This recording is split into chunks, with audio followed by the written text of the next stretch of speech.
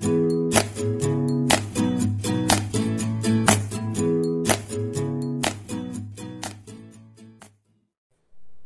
అండి, all time రిసైప్స్కి స్వాగతం. ఈరోజు వీడియోలో బయట షాపుల్లో దొరికే సుగంధ సోడాని ఇంట్లోనే ఎలా తయారు చేసుకోవాలో చూద్దాం. ఒక గ్లాసులో 3 స్పూన్లు ముందుగా నానబెట్టి ఉంచుకున్న సబ్జా గింజలు వేసుకోవాలి.